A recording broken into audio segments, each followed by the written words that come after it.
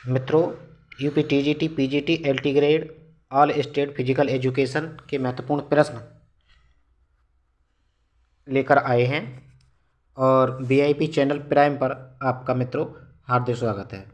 इसमें UP TGT के लिए बहुत महत्वपूर्ण है, पीजीटी के भी लिए भी और एलटी ग्रेड के लिए भी। ठीक है, सारे प्रश्नों को कवर करने की कोशिश की गई है और श्वसन तंत्र से संबंधित जो भी प्रश्न हैं, और ज़्यादातर वो ये सभी प्रश्न वो प्रश्न हैं जो इन सभी परीक्षाओं में आए हैं। केवल आने वाले ही प्रश्न को कवर करने की कोशिश की गई है। और मित्रों, जो एग्जाम जो प्रश्न घुमा करके पूछता है, प्रत्येक तरीके से किस तरीके से वो घुमा सकता है, उन सभी तरीके से प्रश्नों को घुमाने की कोशिश की, वो सभी प्रश्नों को उठाया गया है, सभी प्रश्नों को लिया गया है। पहला प्रश्न है, आइए अपने मिशन की तरफ चलते हैं। पहला प्रश्न है, निम्नलिखित में से कौन सा अंग पिलूरा द्वारा ढका रहता है? तो मित्र, जो जो ढका रहता है वो है फेफड़े। फेफड़े जो हैं पिलूरा द्वारा ढके रहते हैं। ठीक है, और पिलूरा जो होता है वो दो स्तरीय झिल्ली होती है। कैसी होती है? द्विस्तरीय झिल्ली। दो स्तरीय झिल्ली को पिलूरा कहते हैं। जो क्या करता है, ये फेफड़ों की सुरक्षा करता है। क्या करता है मित्रों? फेफड़ों की सुरक्षा करता है। ठीक है, क्या करता है? ये फेफड़ों की सुरक्षा करता है। नेक्स्ट प्रश्न है, फेफड़ों को ढकने वाले आवरण को कहते हैं। जो फेफड़ों का जो आवरण है वो क्या होता है? उसे ही प्लूरा कहते हैं। आइए मित्रों, एक वयस्क व्यक्ति में ट्रैकिंग की लंबाई कितनी होती है? तो वो होती है मित्रों 10 सेंटीमीटर। कितनी होती है? 10 सेंटीमीटर होती है। ये लंबाई लगभग 4 या फिर 4 इंच, 4 इंच भी कैसे हैं इसको, 4 इंच या 10 सेंटीमीटर। ठीक है, और ये जो काम करती है, ये फेफड़ों में वायु जो होती है उसको आना जाना मतलब आदान प्रदान में सहायक है। ये जो है मुख और बाक दोनों को नीचे प्रारंभ होकर ये फेफड़ों तक पहुंचती है। यानी मुख से और बाक यानी बोलने के जो कंठ से निकल करके ये तब ये फेफड़ों तक पहुंचती है।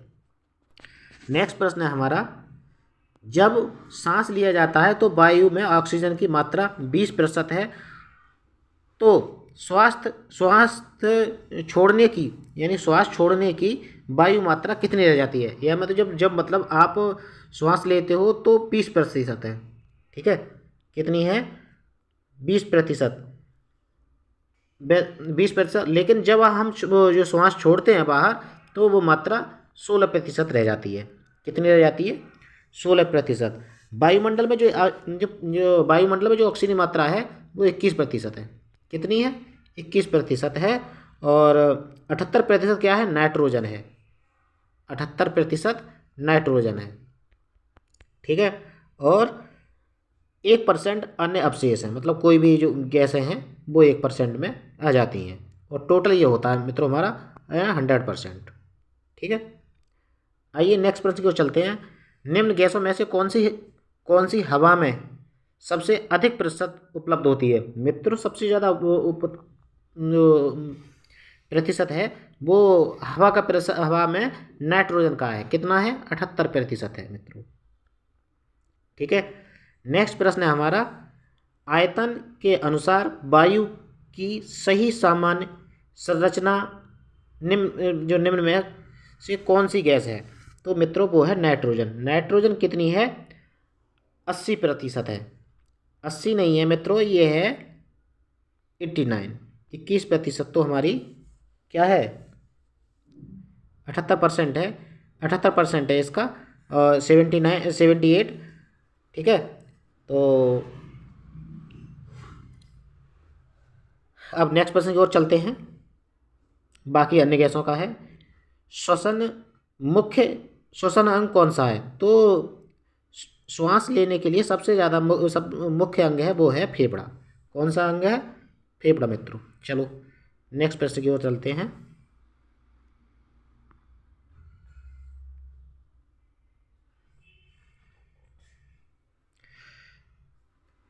श्वसन फेफड़ों में एल्वोयली फेफड़ों में एल्वेओली की अनुमानित संख्या होती है।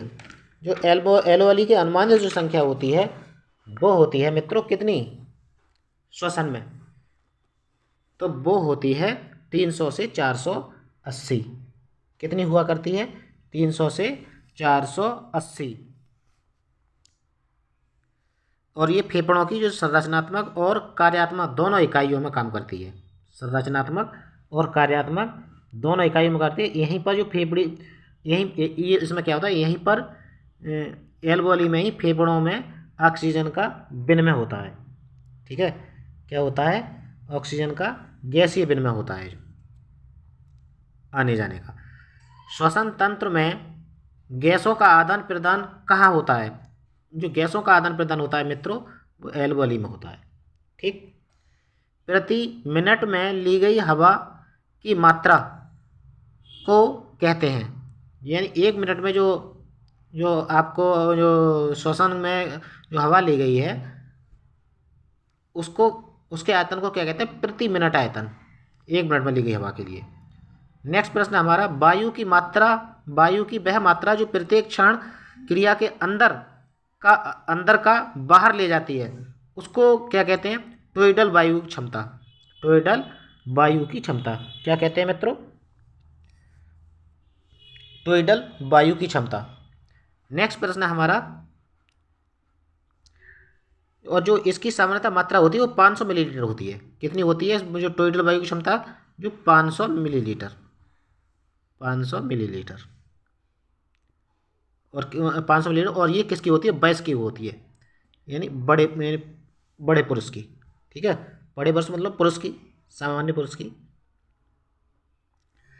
नेक्स्ट प्रश्न है, अधिक से अधिक श्वसन बाहर निकालने के उपरांत फेफड़ों में बची वायु की मात्रा को कहते हैं। जो फेफड़ों में वायु जो बच जाती है उस वायु की मात्रा यानी 4% उसको कहते हैं रेसिडुअल। क्या कहते हैं? Residual volume. ठीक है, रेसिडुअल वॉल्यूम कहते हैं।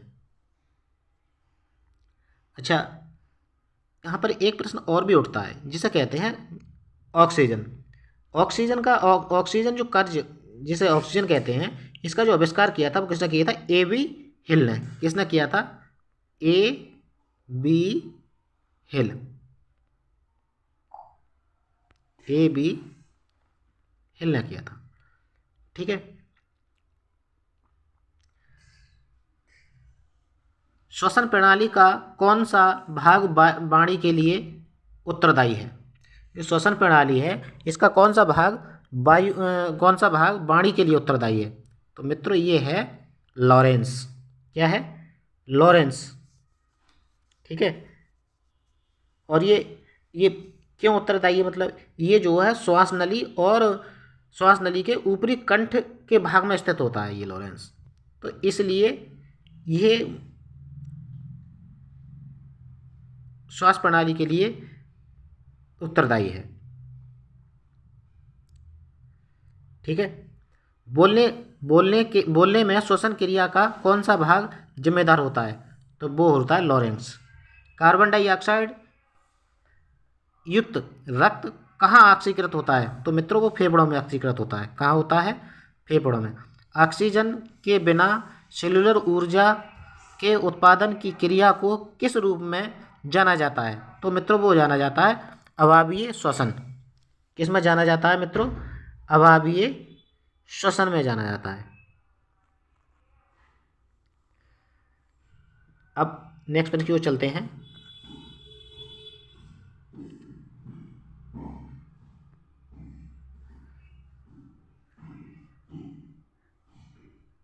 नेक्स्ट प्रश्न हमारा, अन्य रासायनिक स्रोतों से एटीपी का निर्माण कर ऊर्जा भंडारण प्रक्रिया कहलाती है। वो कहलाती है फास्फोसीकरण।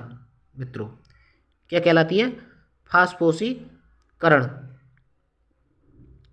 ये क्या है? ये फास्फोसीकरण जो अस्थियों के निर्माण में सहायता करती है। ये क्या करती है? अस्थियों के निर्माण में सहायता करती है। जैसे ये इसमें ये पाई किसमें जाती है? ये अंडों में, अंडे, मछली और मांस, दूध दूध में भी पाई जाती है और बिना पॉलिश के चावलों में पाई जाती है। फास्फोरस की मात्रा जो चावलों में जो होती है वो प्रचुर मात्रा में होती है। ठीक है।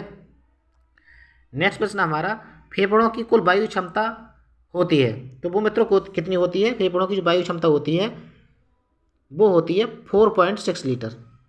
कितनी होती है? 4.6 लीटर। ठीक है। नेक्स्ट प्रश्न की ओर चलते हैं। किसके मापन के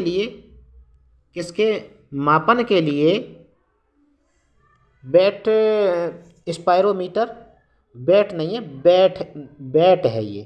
ठीक है। बैट स्पायरोमीटर का प्रयोग किया जाता है, तो किसके लिए किया जाता है? जैविक क्षमता के लिए। ठीक है। कौन सा क्या है? जैविक क्षमता के लिए। नेक्स्ट प्रश्न है हमारा, प्राणवायु किसे कहते हैं? जो प्रश्न हमारा प्राणवायु वो कहते हैं ऑक्सीजन के लिए। ऑक्सीजन क्या है? हमारी प्राणवायु है, जिसे कहते हैं O2। और इसकी मात्रा कितनी होती है? 21% मित्रों। नेक्स्ट प्रश्न है, 1 ग्राम प्रोटीन बराबर होता है 4 कैलोरी। एक ग्राम प्रोटीन के बराबर कितना होता है? 4 कैलोरी। वसा का प्रति ग्राम शरीर को कितनी कैलोरी प्रदान करता है? ठीक है। जो वसा का होता है, वसा जो होती है यानी वो कितनी, 1 ग्राम जो प्रोटीन, 1 ग्राम वसा है उससे कितनी कैलोरी मिलती है? ठीक है। तो उससे जो कैलोरी मिलती है मित्रों वो मिलती है 9 कैलोरी। ठीक है, 9 कैलोरी।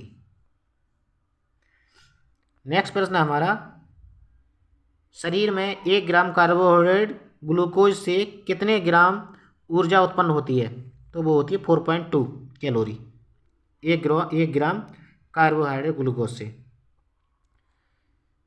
नेक्स्ट प्रश्न है, 1 ग्राम प्रोटीन में कितनी कैलोरी ऊर्जा होती है? 4 कैलोरी। ठीक है। कितनी होती है? 4 कैलोरी। नेक्स्ट प्रश्न की ओर चलते हैं।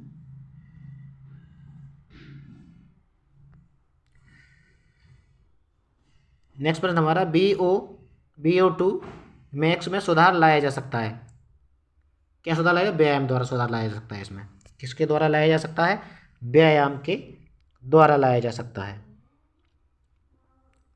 लैक्टिक अम्ल का उत्पाद होता है तो अवावीय उपाच्य। किसमें होता है? अवावीय उपाच्य में होता है। नेक्स्ट प्रश्न है हमारा, श्वसन नालिका के अंगों को सही क्रम में लिखें। जो श्वसन नालिका होती है वो सही क्रम क्या है उसका? तो इसका जो सही क्रम है मित्रों तो वो है, पहला तो है नासिका। ये यहाँ बहुत मिसप्रिंट हुई है। दूसरा है फेरिंग्स।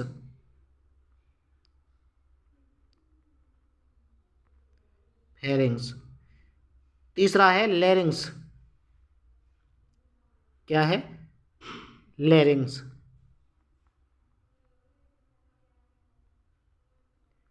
चौथा है एल्वोअली।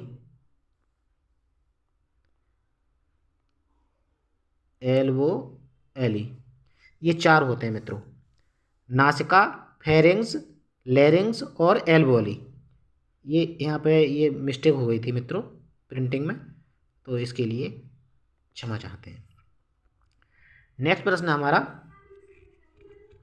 फेफड़ों की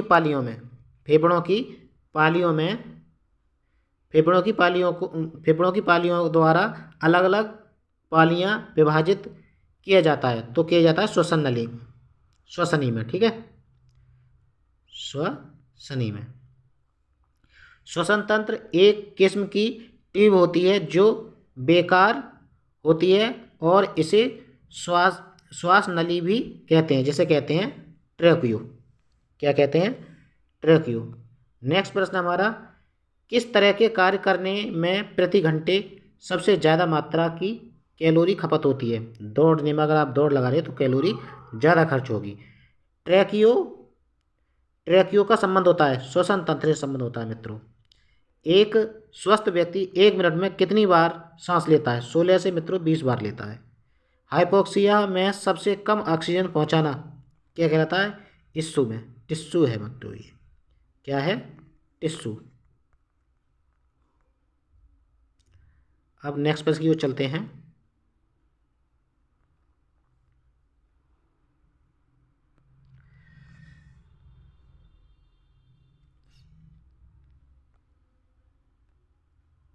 नेक्स्ट प्रश्न है हमारा,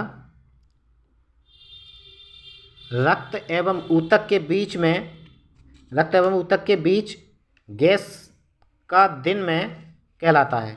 यानी गैस, रक्त है और ऊतक के बीच, जो रक्त ऊतक के बीच में गैसों का विनिमय है क्या कहलाता है? बीच में गैस विनिमय, गैस विनिमय, गैस विनिमय कहलाता है। वो कहलाता है मित्रों आंतरिक श्वसन। ठीक है, आंतरिक श्वसन।